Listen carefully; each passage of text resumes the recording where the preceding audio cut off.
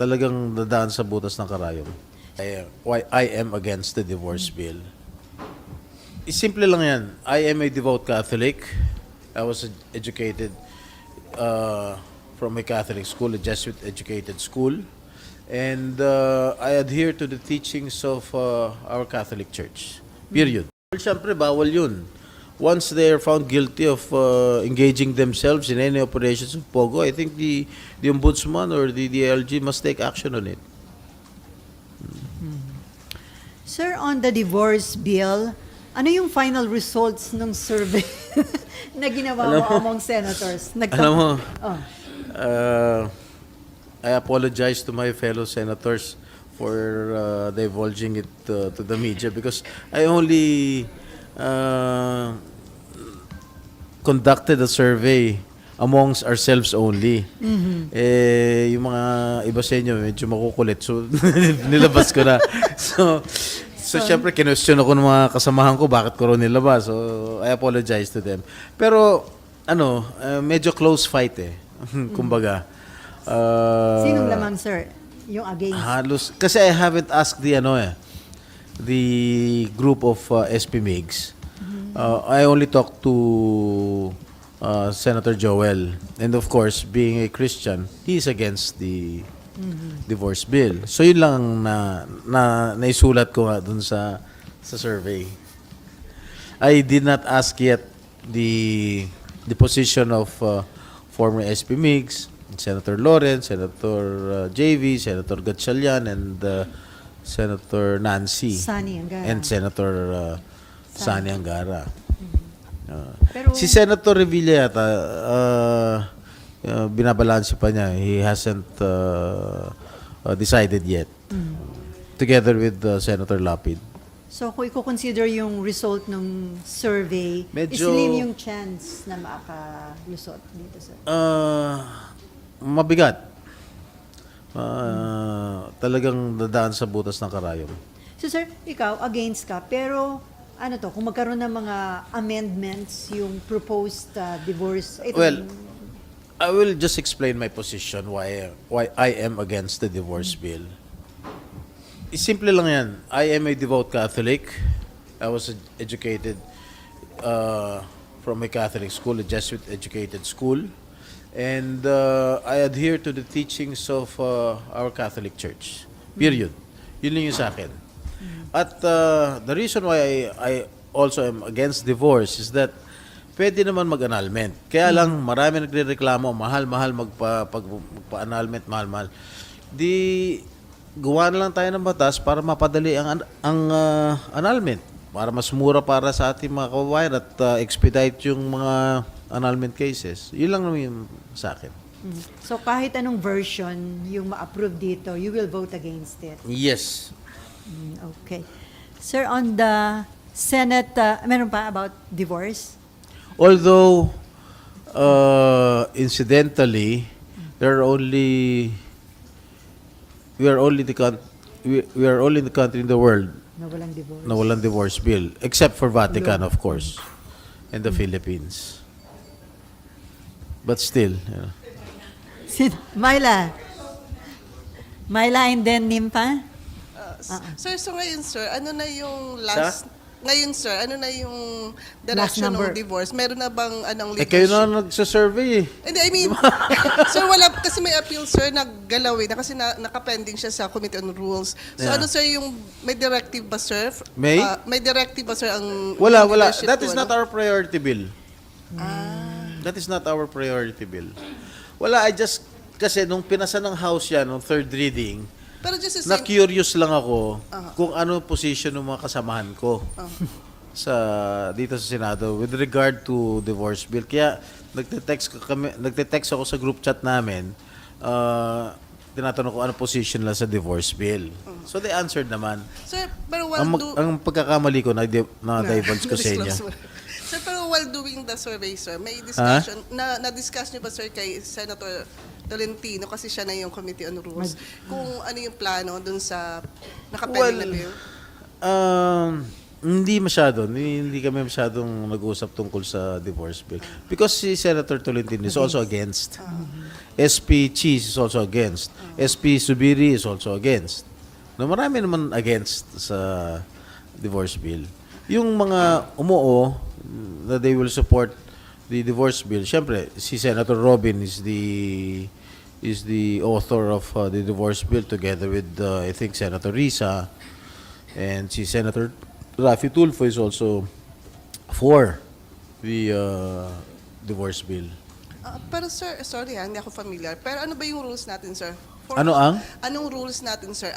For how long po pwedeng nakapending sa isang committee ang isang bill? Eh matagal na nakapending. Yun nga, sir.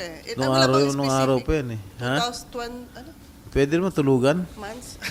Pwede upuan. So walang ano, sir? Wala. Walang Pero ngayon, sa change of leadership, unahin namin yung mga priority bills. Yung comment na, sir, na Yung pwedeng divorce tulugan. bill naman, kahit may divorce bill o walang divorce bill, hindi naman makakatulong sa kumakalam na tiyan yan. So yung bang remark mo na pwedeng tulugan, is that a suggestion? Yung? Pwedeng tulugan. Tulugan. Suggestion niyo ba, sir, yun? Wala akong sinasuggest na gano'n. Pero Sinasabi possible, pwede. nangyayari yun, sir. Oo naman. So it means sa resumption ng session sa July, hindi niyo Basta na-expect hindi na may sponsoran sa plenary. that is not the priority bill of the Senate. I don't think so. Okay. Nympha? So sabi nyo, make annulment affordable na lang. Paano po yun?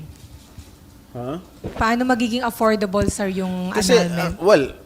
wala naman ako experience yan sa annulment, no? Maraming nagsasabi, kasi yung aking kapatid, inannul yung kanilang marriage, mahaba yung proseso, no? Kailan paiklian yung proseso, tsaka mahal na yata yung mga binabayad, eh. Yung mga fees, kung ano-ano yung mga fees na sinisingil, siguro pwede natin babaan, tsaka siguro we'll draw a mechanism na kung pwedeng expedite kaagad yung mga annulment cases, mga pending annulment cases natin dito sa Pilipinas. So may proposal nga, make it free. Gawin daw libre. Sir, payagan daw ang Public Attorney's Office na mag-handle. Public Attorney's Office, Yes, siyempre ganyan. pagka sa ating mga kababayang mahihirap, siguro they can avail of the services of PAO. So yung kailangan pa ng gawan. Kailangan pa gawan ng batas yun, sir. Oo, Ah. of course. Sir, after the Senate leadership, yung nag-change ng Senate leadership, how's the relationship ng majority dun sa Solid 7? Okay naman, siyempre we are all called honorable people here in the men and women here in the Senate. And siyempre, we are civil with each other. Wala naman violent reaction, wala naman ganun. Pero ramdam niyo ba yung sama nila? Yes, of course. I feel for them. And then, there's a statement po ni former Senate President Subiri. Sinagot niya yung sinasabi niyang black propaganda na kumakalat sa social media. Well, May- the videos that have been circulating in the social media, matagal na yun eh. I even called the attention of SP Subiri before na marami mga kumakalat nga na mga black props against him. Matagal na yun. Pero sir, napanood niyo yung video? Yes, napanood Hindi kayo ko. naniniwala doon sa mga sinasabi? Well, I don't think so. Pero dun sir sa statement kahapon ni SP Subiri, meron siyang sinabi na, matagal na ako sa politika and I take pride in maintaining a clean record. Wala tayong scandal sa pera ng bayan. Kasama ba tayo sa na-policy scandal? Hindi. Dahil hindi tayo sumang-ayon sa paglagay ng pera ng bayan sa mga private foundations. Would you like to comment on this, sir? No comment. You don't- Simple, di ba? No comment. And then, sir, dun sa first coup attempt, nag-float yung name ninyo. Can you tell us, sir, kung meron bang kumausap sa inyo noon outside Walang Senate? kumakausap sa akin nun. Pero bakit pangalan niyo, sir, yung nag-float Hindi dun ko sa alam. first coup attempt? Hindi ko alam. Hindi ko talaga alam. Sigurado ka, sir? Wala, kahit kasi si Presidente, parang last week, the President said na every step of the way na sasabihan siya ni SP Cheese nung nangyayaring dito sa Senate. during the first two attempts when your name Was floated. Oh. may pag-uusap po ba kayo ni Presidente? Oh, o wala. na? Honestly, I swear, wala kaming pag-uusap ni Presidente. I have never talked to the President, nor the First Lady, nor the Executive Secretary, nor the Speaker. Wala akong kinakausap. Hindi po kami nag-uusap. Even itong change of leadership nung na-ascend si SPG sa Senate Presidency, Malacanang was never a factor. Okay? Hindi nakialam ang palasyo rito. So there's nothing irregular kung in-inform ni SP Well, there is nothing Escudero. irregular kung in-inform yung presidente. Sa plano. Of course, he has to be informed. He's the president of the Philippines. Kahit Yeah. Oh. Kahit hindi naman magsabi si SPCs, marami naman magsasabi sa kanya na, nagpalit ng change of leadership. pero yung inform Siyempre, meron kaming mga PLLO dito. Meron kami liaison between the palace and Congress. Siyempre, i-report ka agad kay Presidente that there was a change of leadership in the Senate. SOP ba yun, sir? Na kung may plano ka na magpalitan yung nakaupong Senate President, i-inform mo ang Not necessarily. Marami naman pwede mag-inform sabi nga, yung PLLO, pwede i-inform ka agad yung Presidente. So there's nothing irregular Nothing about it. irregular. Sir, this is your third 6-year term, tama po ba? Third Yes. term. Yes. And you already witnessed the several changes in Yes, I have leadership. witnessed 3. Hindi lang witness Coup na attempts. participate ka pa. And you were previously part, I understand you were previously part of coup. Yes, I was a dating. part, but I never initiated any coup. Pero how different is this during sa mga na-experience yun nun? Quite similar. Similar in a way that it happened so fast. Okay? 3 days lang, tapos na. May pirma na. And by that, do you expect na pagbalik niyo po ng SONA sa July, mas nag-subside na yung emotion ng mga kasama? I hope so. Sana maging mabalik yung rapport, yung camaraderie ng members of the Senate. Pero sir, yung mga issues involved before, different from the issues kung bakit nangyari. Yes, yung of course. change It's totally ng Senate. different, of course. And then sir, you're one step closer sa position bilang Senate President. Do you aspire? No. Ang sabi ko nga sa sarili ko, makabalik lang ako sa Senado because of all those issues hounding against me before. Makabalik lang ako sa Senado, okay na ako. Papasalamat na ako sa taong bayan, papasalamat ako sa ating Panginoon na nakabalik tayo sa Senado na binigyan ulit ako ng isang pagkakataon na makapagsilbi ulit sa taong bayan. Yung pagiging Senate President Pro Temp, bonus na lang yun. Pero kung may mag-offer. Hindi na. Not interested. Alam mo, why? Magiging SP ka. Okay. Ngayon, masarap ang pakiramdam mo, SP ka. Third highest official country. O pag tinanggal ka, mas stressful yung pag tinanggal ka, di ba? I don't need any stress right now. Pero sir, paano kapag yung Solid 7 nag-decide to join Minority Black? Malaki bang, ano yung impact? Well, that's nun? big. That's a force to reckon with. Kung magiging siyam sila, malaki yun. But optional na yun. No one can prevent them from joining the minority. Pero hindi yun makaka-delay sa Well, I hope hindi sila maging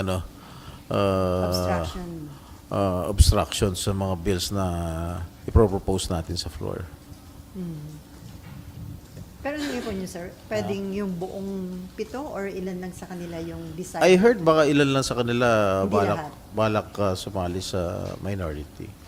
Meron pa bang ini-expect na pagbabago sa committee chairmanship, sir?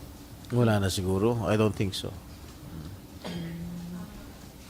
Oh, Nympha. Yung threat or plan to join the minority black. Sir, yung threat or plan ng Solid 7 to to transfer to the minority block. Di ba parang ano yun? May nakikita ba kayo na dahil o may hinihingi lang sila ng committees? When we talked, we had a meeting during the last day of session, no, before we adjourned CNDA.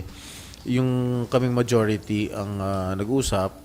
And then when we presented the committees that were not taken by the majority, medyo nagkaroon ng konting reaction yung 7 dahil syempre yung mga committees na naibigay hindi acceptable sa kanila.